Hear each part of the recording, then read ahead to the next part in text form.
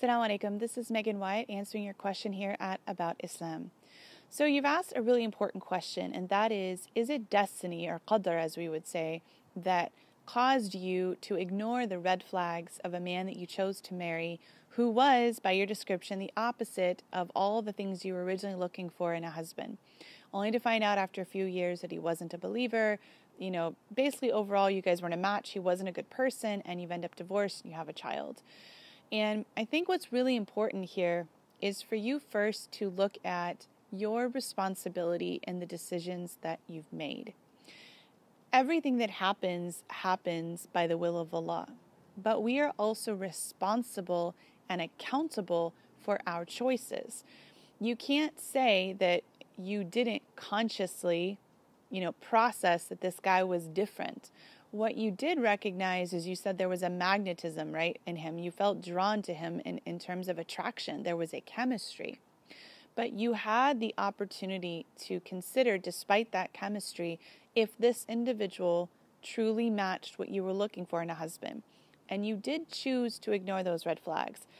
And I wouldn't say that it's so simple as say, well, you just ignored them and you didn't realize you were ignoring them, right? I'm sure there are moments where you considered that he was different, that he wasn't quite what you were looking for. But again, that attraction was so strong, you made a choice to ignore certain red flags. Any woman who's ever been in a situation like this, or a man, when I ask them looking back, were there moments where you kind of knew, or you had doubts, or you recognized that there was something a little bit off or concerning, but you sort of chose to push it away? The answer is almost always yes. That when you look back in the process of getting to know him, there were moments where you were asking yourself, is this right? Should I pay attention to this? Is this concerning? Is this really what I want? He doesn't match this. Is that going to be okay? You need to take responsibility for that process. Otherwise, you can repeat the same exact situation with another person moving forward. We don't get to blame Allah subhanahu wa ta'ala for our choices. Okay, we are responsible. We have brains, we have minds, we process things, we think through things, and we are accountable for our choices and for our decisions. Otherwise, no human being on earth could ever be held responsible, right? If a man was to hit a woman, well, we wouldn't be able to charge him and say, well, that was assault, or that was domestic violence, because, well, hey, it was a qadr of Allah that it was supposed to happen, right? If somebody murdered another person, they could say, it's not my fault that I murdered the other person. It was the qadr of Allah. It was supposed to happen. If a man rapes a woman, we get to say, it's not his fault, right? Oh, it's a qadr of Allah. That's not how we understand things as Muslims, okay? We are responsible for our actions, and we are responsible for our choices. And the only way you're going to learn from this situation and gain something good from it is to be able to accept you made some choices. They weren't the right choices, they weren't the best choices, but they're still the choices you chose to make. And to be fully 110% responsible for those choices. There isn't anyone else that you can blame. And I know that's really hard. I know this sounds like tough love. I know that doesn't feel fair. But it's the truth. And truth is what helps people grow. And truth is what helps people develop. And truth is what helps people not repeat the same mistakes over and over again. So learn from this. Learn that when it comes to marriage, chemistry and attraction is important, but it cannot be the most important leading quality that gets two people together. Because chemistry is easy. A lot of people can experience chemistry and attraction with another person.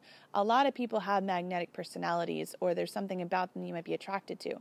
But what a Muslim is supposed to do is then come back to their level-headed mind and say, but what do I want for my future?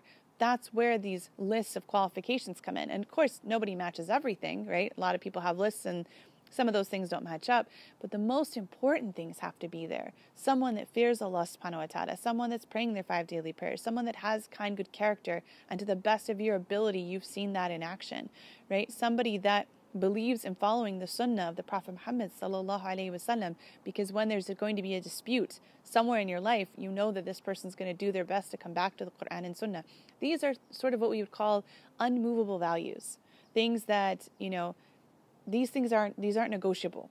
So someone's salary and someone's career path and someone's ethnicity and someone's, background in those regards, these things are all negotiable, right? But a character of a person and who they are and what their strongest values are that they live by, these things are not negotiable.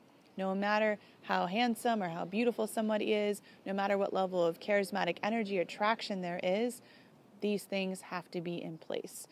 So, yes, Allah subhanahu wa ta'ala created, like you mentioned, things in pairs, and couples are meant to pair up. But you have to understand that doesn't mean that every marriage where people will get together will always work out, right? Marriage and divorce is a part of the reality of life. It happened even during the time of the Prophet Muhammad sallallahu alaihi wasallam to the Sahaba and the Sahabiyat. It's not something that, marriage is not something that's guaranteed.